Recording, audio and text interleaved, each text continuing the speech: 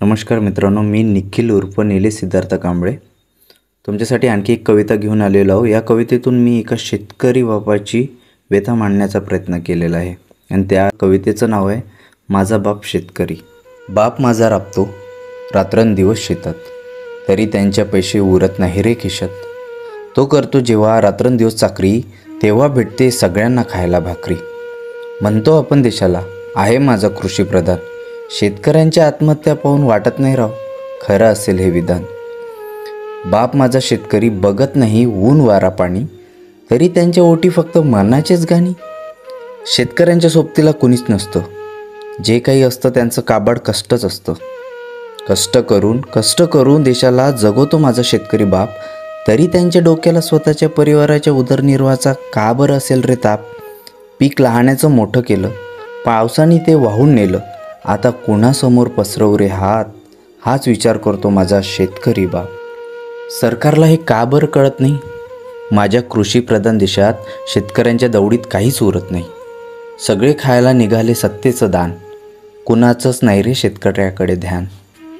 माझा शेतकरी बाप मागतो लोकांना भीक, पण लेकरांना म्हणतो पोरा तू खूप शिक। मी ऐकलं कष्टाचं फळ गोड असतं, पण माझा शेतकरी बाप रात्र न दिवस कष्ट करतो, पण त्याला काही मोल नसतं। खूप दिवस झाले पाऊस आला नाही, पीक सारं करपून गेलं, आणि मग असा पाऊस आला का राहिलं सोयलं पीक सारं वाहून नेलं। पाण्यापासून वाऱ्यापासून जे उरलं ते नेलं बाजारात, जेवढं भेटलं तेवढंही गेलं सावकाराच्या दारात। माझा शेतकरी बाप माझ्या आईला म्हणाला काहीच नाही आणू शकलो ग घरात। माझा शेतकरी बाप कधीही शेतात जातो, मनाशी भीतीदायक विचार येतो। आईला विचारायचो कधी येतील बाबा माझी घरी, आई म्हणायची शेतकऱ्याचं असंच असतं, त्याला कोण काय करी। माझ्या शेतकरी बापाचे हाल कोणी काय जाणावे, ना काट्याची भीती, ना प्राण्यांची भीती, ना अंधाराची भीती, त्यांना असते सतत त्यांच्या अनमोल पिकांच्या बेभावाची भीती। माझा शेतकरी बाप कधी करत नाही कोणाशी बेईमानी, तरी तोच कार्य उपाशी झोपतो भिकाऱ्यावानी। शेतीशिवाय माझ्या बापाचं काहीच नाही, जे काही आहे त्यात 2 वेळ खायलाही भेटत नाही। माझा देश कृषी प्रधान असून माझ्या शेतकरी बापाची ही अवस्था कुणाच्याच डोळ्यात का खुपत नाही। रोज कुठला ना कुठला शेतकरी बाप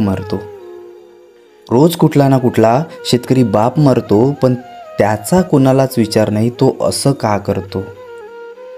कृषी मंत्र्याला दिसलं नाही आपल्या महाराष्ट्राच्या शेतकऱ्यांसाठी कायची आहे कमी। हे लेखाचं विधान भवनात बसून खेळत होतं जंगली रमी।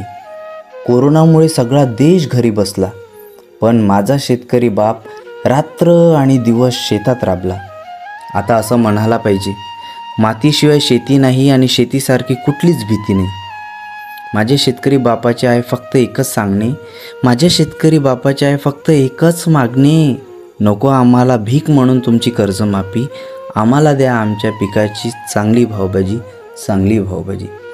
जर तुम्हाला ही कविता आवडली असेल तर ही कविता शेअर करा आणि माझ्या चॅनलला सबस्क्राईब करा। धन्यवाद।